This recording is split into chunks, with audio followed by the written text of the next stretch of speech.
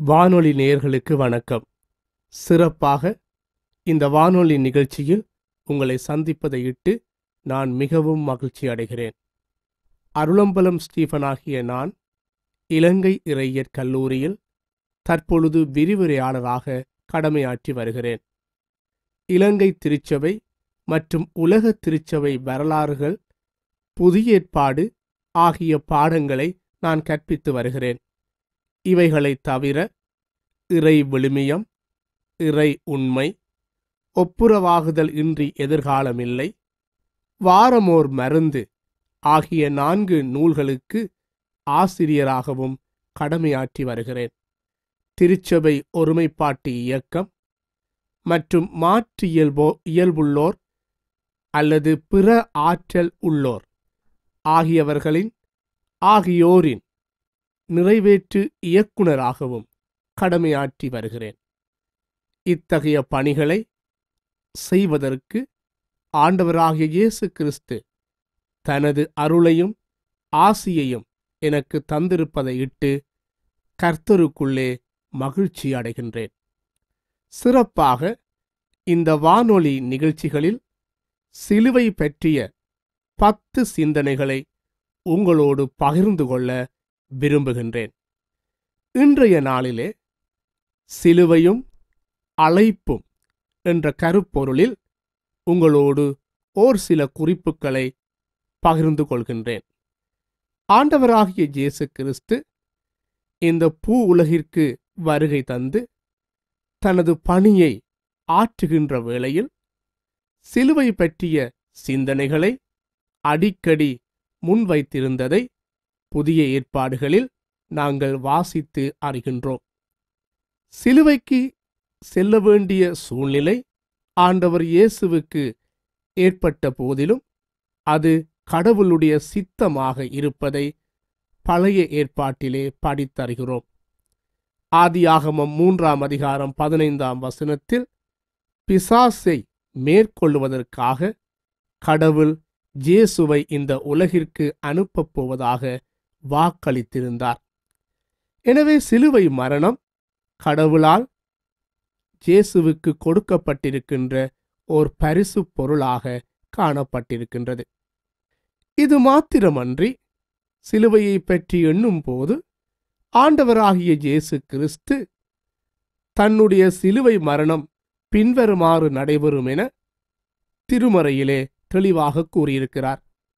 Mark 8:30-31, 9:30-31, 10:30-31 ஆகிய பகுதிகளை வாசித்து படிக்கும் போது இயேசு தம்முடைய சீடர்களை நோக்கி, மனுஷகுமாரன் பாடுகளை அனுபவிப்பதும் துன்பங்களை அனுபவிப்பதும் அவருக்கு கொடுக்கப்பட்டிருக்கின்ற பொறுப்பாக காணப்படுகின்றது என கூறுகின்றார். மேலும் ஆண்டவர் இயேசு தன்னுடைய போதனைகளில் யோவான் 12 அதிகாரம் 20-26 வரை உள்ள பகுதியில் கோதுமை மணி நிலத்தில் விழுந்து அது மரித்தாலே ஒழிய பலன் கொடுக்க மாட்டாது என்று கூறுகிறார். இந்த வார்த்தைகள் ஆண்டவராகிய இயேசு கிறிஸ்து இந்த பூமியிலே பிறருக்காக மரிக்க வேண்டிய தேவையை எடுத்து காட்டுகின்றது. இவைகளின் அடித்தளத்தில் ஆண்டவர் இயேசுவை பொறுத்தவரையிலே சிலுவை முன்குறித்ததொன்றாக காணப்படுவதோடு ஆண்டவர் இயேசு தனது பணிகளிலே அதற்காக தன்னை ஆயத்தப்படுத்தியதையும் வேத பகுதியில் வாசிக்கின்றோம்.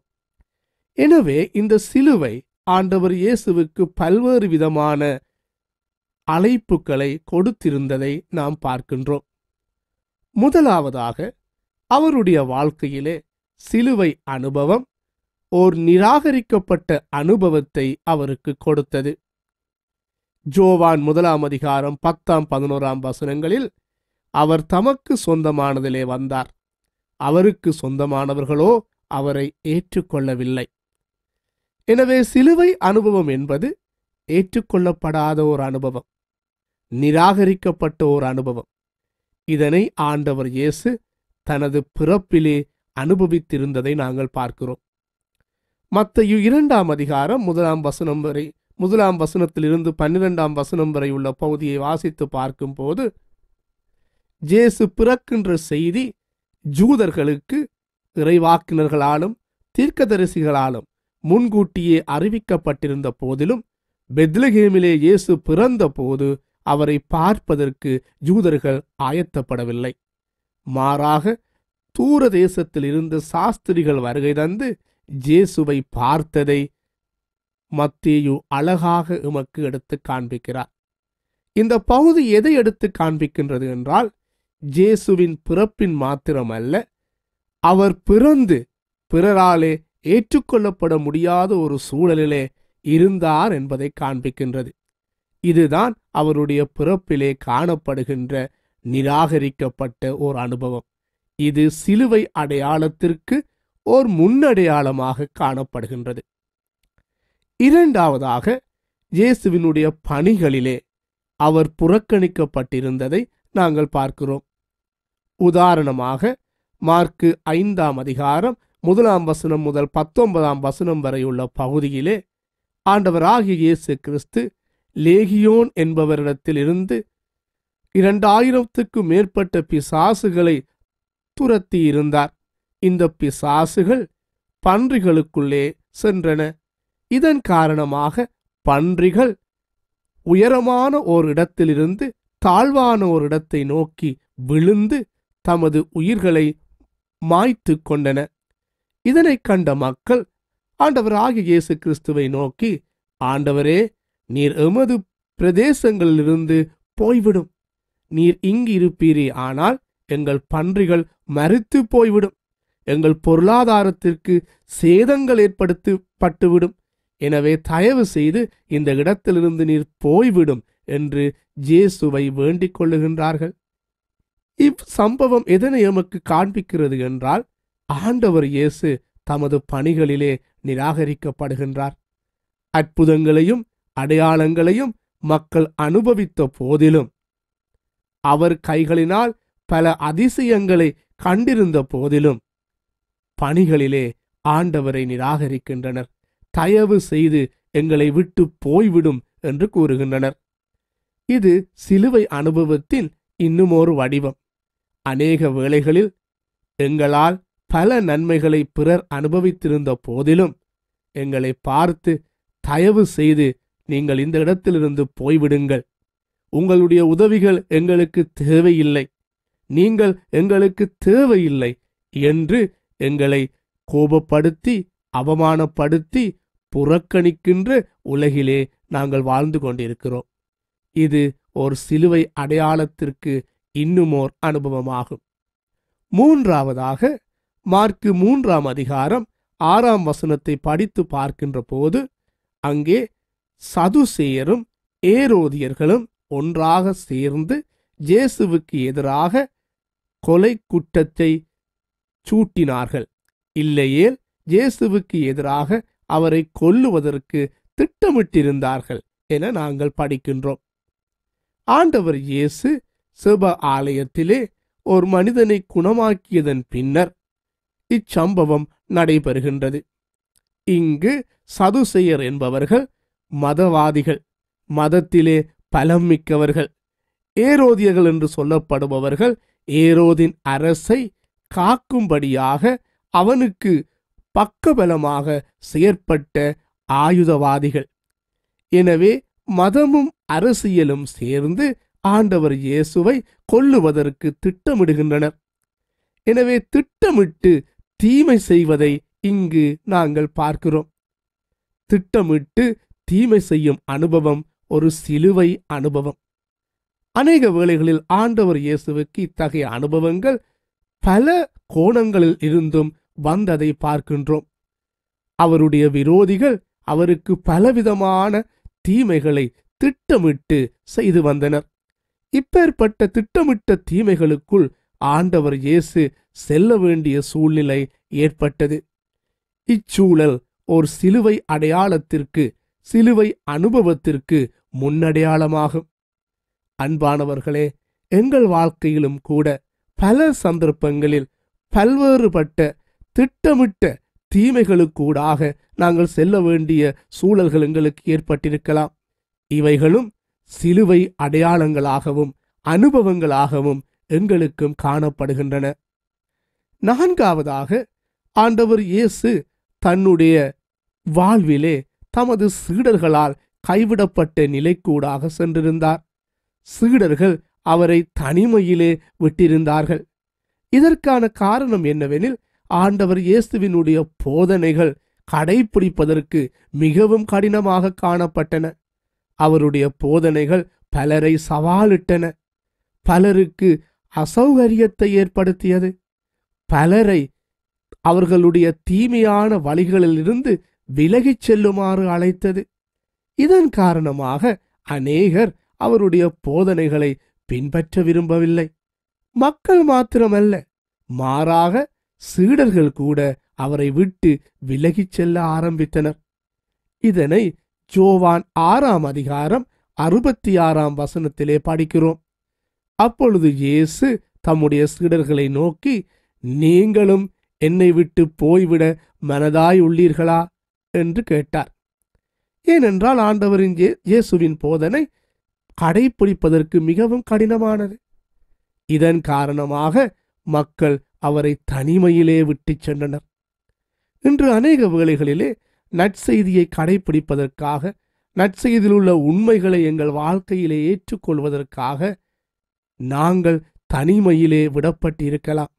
நற்செய்தியின் நிமித்தம் தனிமையை நாங்கள் அனுபவிக்க கூடும்.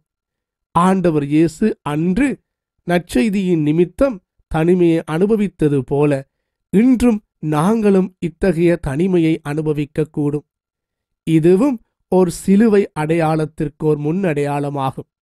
ஐந்தாவதாக, ஆண்டவர் இயேசுவின் வாழ்வையும் அனுபவத்தையும் பணியையும் எண்ணி பார்க்கும் போது, சிலுவை மரணம் அவருக்கு கிடைத்த ஒரு நாள் அனுபவம் அல்ல, மாறாக பல அனுபவங்களின் தொகுப்பாக அது காணப்பட்டது. உதாரணமாக, பிறப்பில் சிலுவை அனுபவம், அவருடைய பணிகளில் சிலுவை அனுபவம், சீடர்களிடமிருந்து வந்த சிலுவை அனுபவம்.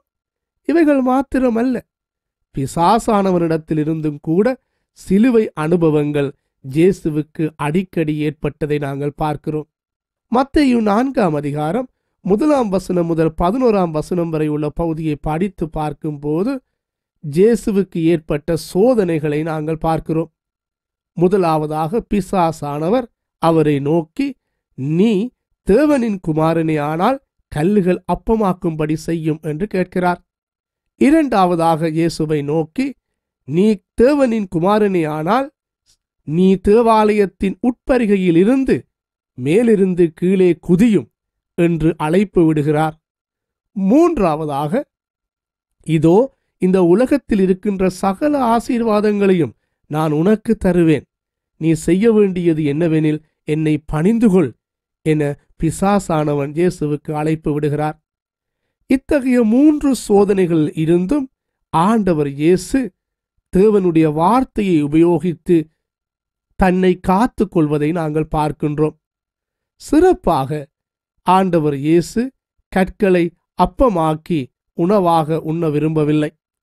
கற்களை அப்பமாக்கக்கூடிய வல்லமையை கடவுள் அவருக்கு கொடுத்திருந்த போதிலும் அவர் அந்த வல்லமையை தனக்காக பாவிக்க விரும்பவில்லை. மாறாக பிறருக்காக அவர் பாவிக்க விரும்பினார்.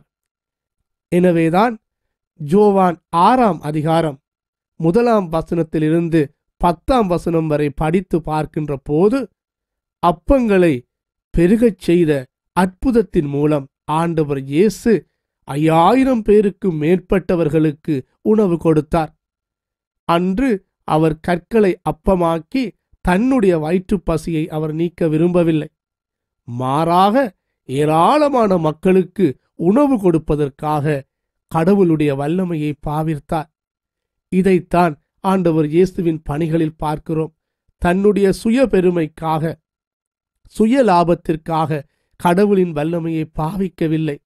மாறாக பல மக்களுக்கு நன்மை பயக்கக்கூடிய விதத்தில் கடவுளின் வல்லமையை பாவிக்க அவர் விரும்பியதை பார்க்கிறோம். மேலும் 2வது சோதனையை எடுத்து நோக்கின்ற போது, அங்கே தேவாலயத்தின் மேலிருந்து கீழே குதிக்குமாறு பிசாசானவன் வேண்டுகிறார். ஆனால் இயேசு அதை செய்ய மறுக்கிறார். இத்தகைய சோதனை ஆண்டவர் இயேசுவுக்கு சிலுவையின் மீது ஏற்படுகின்றது. சிலுவையிலே தொங்கிக் கொண்டிருக்கின்ற போது ஒரு சிலர் அவரை நோக்கி, இதோ நீ தேவனுடைய குமாரனே, ஆனால் சிலுவையிலிருந்து இறங்கி வா, இத்தகைய புதுமையைச் செய்து எங்களுக்கு நீ கடவுளின் குமாரன் என்பதை நிரூபித்துக் காட்டு என்று அவர்கள் கூக்குரலிடுகின்றனர். அன்று பிசாசானவன் ஆலயத்தின் உட்பருகையில் இருந்து இறங்கி வா என்று கேட்டதைப் போல சிலுவையிலிருந்து இறங்கி வா என்று மக்கள் இங்கு கூக்குரலிடுகின்றனர். ஆனால் இயேசுவோ அதை செய்ய விரும்பவில்லை. மாறாக அவர் சிலுவை மரணத்தை அனுபவிக்க முற்பட்டதை நாங்கள் படிக்கின்றோம்.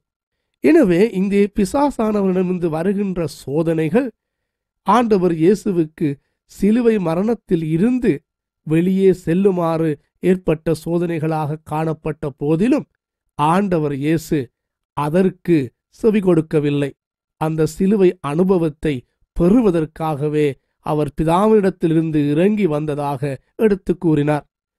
நிறைவாக ஆண்டவர் இயேசுவின் சிலுவை மரணத்தை பார்க்கின்ற போது அது அவருக்குள்ளே எழுந்த ஒரு போராட்டத்தையும் நாங்கள் காணலாம். மத்தேயு 26ஆம் அதிகாரம் 39வது வசனத்திலே ஆண்டவர் இயேசு கெத்செமனே என்னும் தோட்டத்திலே, பிதாவே, இந்த பாத்திரம் என்னை விட்டு நீங்க கடவது, ஆனாலும் என்னுடைய சித்தமல்ல, உம்முடைய சித்தப்படியே ஆகக் கடவது என்று அவர் ஜெபிக்கிறார். சிலுவை அனுபவம் அவருக்குள்ளே இருந்து பல போராட்டங்களை அவருக்கு ஏற்படுத்தியது. எவ்வாறு நான் இதை தாங்கப் போகிறேன், எவ்வாறு நான் இதை சுமக்கப் போகிறேன் என்று அவர் எண்ணி ஏங்கினார். என்றாலும் பிதாவானவரினுடைய திட்டம் நிறைவேறுமாறு தன்னை அதற்கு முழுமையாக அர்ப்பணித்தார்.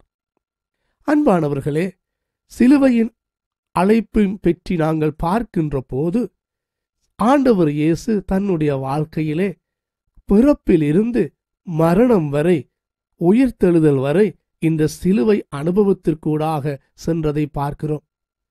அந்த சிலுவை அனுபவம் நிராகரிக்கப்பட்ட அனுபவம், தனிமையின் அனுபவம், திட்டமிடப்பட்டு தீங்கு செய்யப்பட்ட அனுபவம். அந்த அனுபவம் எங்களுடைய சுய லாபத்திற்கும் பிரபல்யத்திற்கும் சவாலை கொடுக்கும் வகையில் பிசாசானவனால் கொடுக்கப்பட்ட அனுபவம். அதற்கு அப்பாலே அவருக்குள் இருந்து எழுந்த உள்ளான போராட்டத்தின் அனுபவம். ஆனால் இத்தகைய எல்லா அனுபவங்களின் மத்தியிலும் கடவுள் தன்னை அழைத்த பணிக்காக, கடவுள் தனக்கு கொடுத்த பணிக்காக தன்னை ஆண்டவர் இயேசு முற்றுமாக அர்ப்பணித்தார். எனவே அன்பானவர்களே, இந்த வானொலி நிகழ்ச்சியை கேட்டுக்கொண்டிருக்கின்ற நீங்கள் உங்களுடைய வாழ்க்கையிலே இந்த சிலுவை அனுபவம் கொடிய அனுபவம், இந்த அனுபவத்திற்கூடாக நீங்களோ உங்கள் குடும்பமோ சென்று கொண்டிருக்கலாம். தனிமையின் அனுபவம், நிராகரிக்கப்பட்டதன் அனுபவம், வெறுப்பின் அனுபவம், திட்டமிடப்பட்டு தீங்கு செய்யப்பட்ட அனுபவத்துக்கூடாக பிரவேசிக்கின்ற அனுபவம், எங்களுக்குள் எழுகின்ற போராட்டங்களின் அனுபவங்கள், அதற்கு அப்பால் பிசாசானவன் கொண்டு வருகின்ற சோதனைகள். இத்தகைய அனுபவங்களுக்கூடாக நாங்கள் சென்றாலும் கலங்காதிருங்கள். ஏனென்றால் எங்களுக்காக இந்த சிலுவை அனுபவத்திற்கூடாக எங்கள் சிலுவைநாதர் கடந்து சென்றிருக்கிறார். இவற்றை சகிப்பதற்கு, இவற்றை மேற்கொள்வதற்கு வேண்டிய பலத்தை அவர் தருவார். ஜெபம் செய்வோம்.